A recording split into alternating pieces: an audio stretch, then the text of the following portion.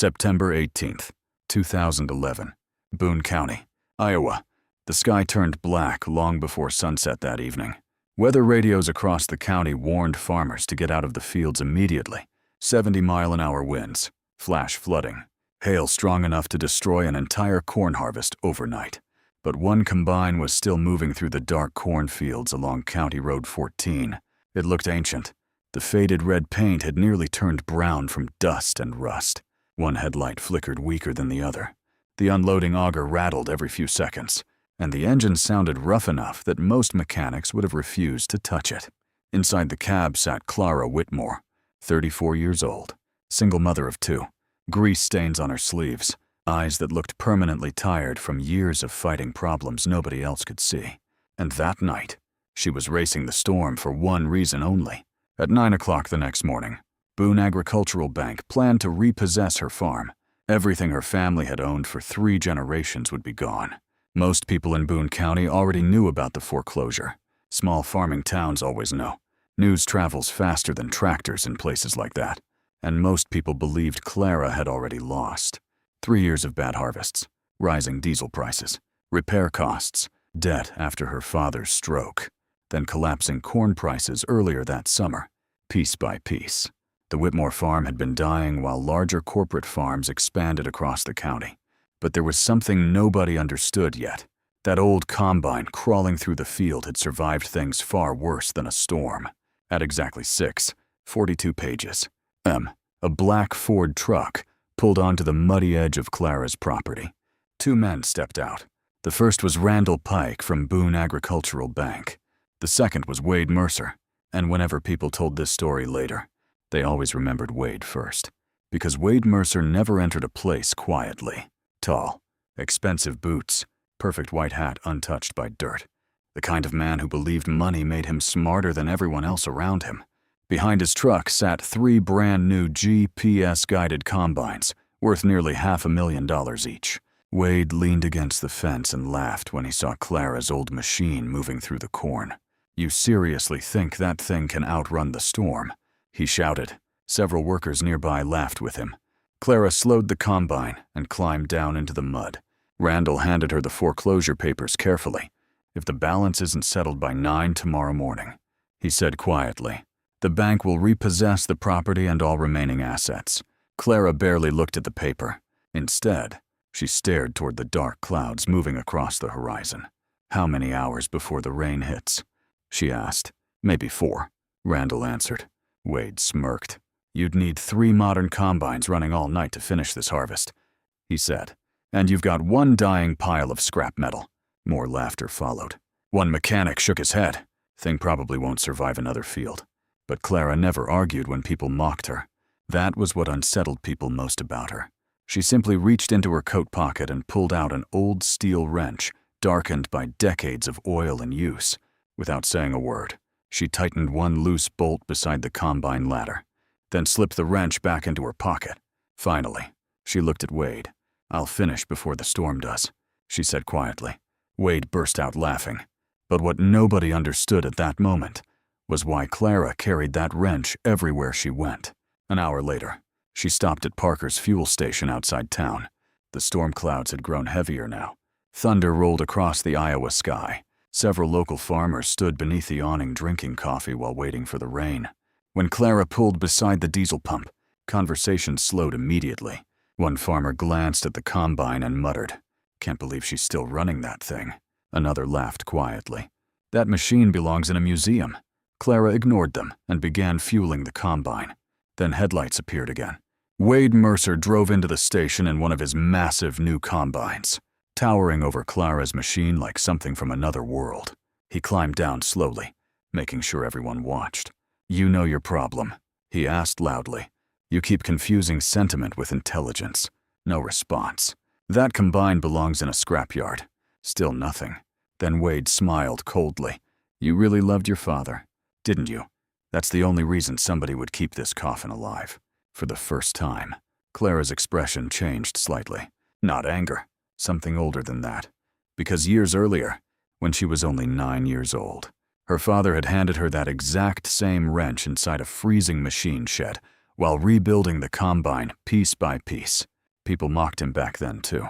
They said Henry Whitmore was wasting his life restoring dead machinery nobody wanted anymore. But Henry understood machines differently than most men. He believed old equipment carried memory inside it. Weaknesses, strengths, secrets hidden beneath steel most people never cared enough to understand. For 11 winters, he rebuilt that combine by hand, after buying it cheap from an auction nobody else wanted. And one night, while snow hammered against the shed roof, Henry placed Clara's small hand against the combine frame and told her something she never forgot. "Most people only understand what something costs," he said quietly. Then he tightened a bolt with the old steel wrench before handing it to her.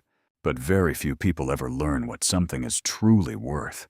Outside Parker's station, thunder rolled across the dark prairie, and what happened later that night would make the entire county remember those words forever. By 8:13 that night, the first wall of rain finally hit Boone County. It came hard. Wind bent the cornfields sideways, like waves rolling across a dark ocean. Loose sheet metal rattled across barns. Power lines groaned overhead. Every farmer still outside knew the storm had arrived earlier than predicted. But Clara Whitmore kept harvesting. The old combine pushed forward through the field with a deep metallic roar that echoed across the wet prairie. Inside the cab, Clara's hand stayed steady on the wheel while rain hammered against the glass so violently she could barely see the rows ahead. Most people would have quit by then, but Clara had spent her entire life learning how to keep moving through fear without speaking about it. Behind her, row after row of corn disappeared into the machine, and slowly, people began noticing something strange. The combine was not struggling. It was getting stronger. Near the edge of the property, Wade Mercer and several other farmers stood beside their trucks, watching through the rain. At first, they had stayed only because they expected to witness Clara's machine finally die in the mud. Instead, the old combine kept moving. One elderly farmer narrowed his eyes as the engine growled across the field. "That sound ain't normal," he muttered. Wade scoffed. "It's an old diesel knocking itself apart." But the older man shook his head slowly. "No," he said, "that torque is too heavy." The comment barely registered with anyone else. But what nobody realized yet was that Henry Whitmore had never rebuilt that combine the way the factory originally designed it. Years earlier, after buying the burned-out machine from an abandoned auction yard in Nebraska, Henry discovered something hidden beneath layers of damaged steel. The combine was not a standard production model.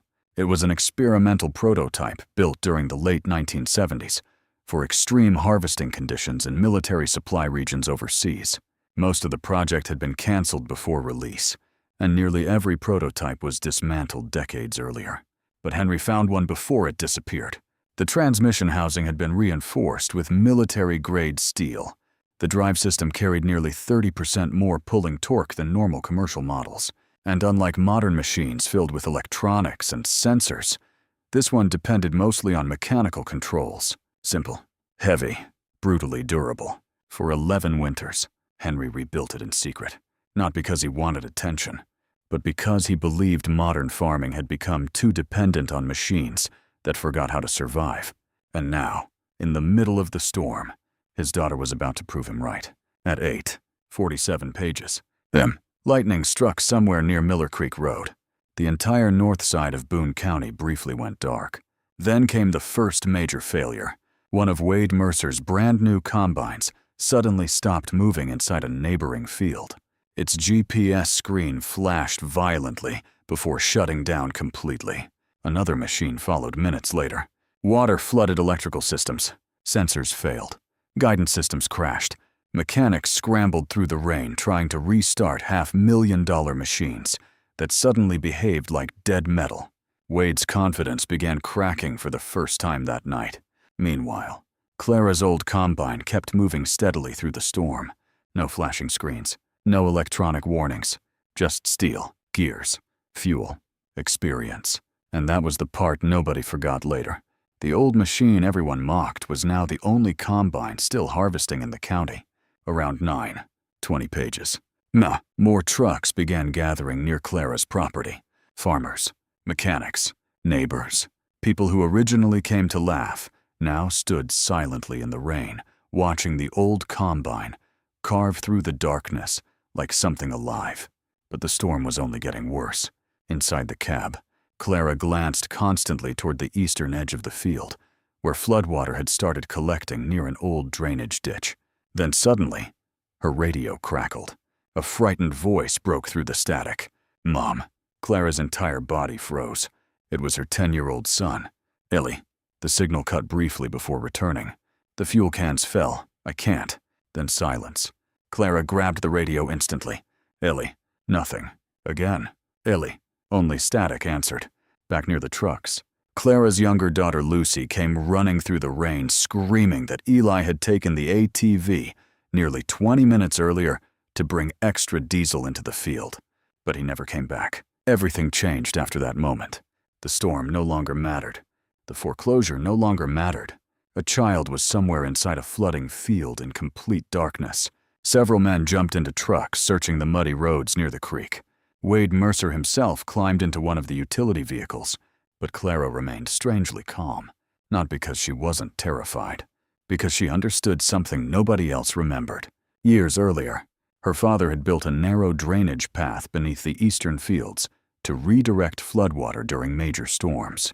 Most people thought the trench had collapsed long ago, but Eli knew about it. Henry used to show it to him during harvest season, and if the ATV got stuck near rising water, Eli would naturally follow the drainage ditch trying to walk home. Unfortunately, that part of the field had already turned into deep black mud. No truck could reach it. 2 newer combines had already sunk axle-deep trying. The only machine powerful enough to cross that ground was the same old combine everyone spent the evening mocking. Clara slowly pushed the throttle forward. The engine answered with a deep, thunderous growl. Rain hammered the cab roof, while floodwater splashed against the massive tires. And what happened over the next 20 minutes became one of the most talked about stories Boone County had ever seen. The old combine crashed through the flooded rows like a steel animal refusing to die. Mud exploded beneath the massive tires. Water slammed against the undercarriage. Wind rocked the cab hard enough to crack one of the side mirrors clean off. But the machine never slowed. From the road, dozens of headlights cut through the rain while people watched in stunned silence. Nobody had ever seen a combine move through ground like that.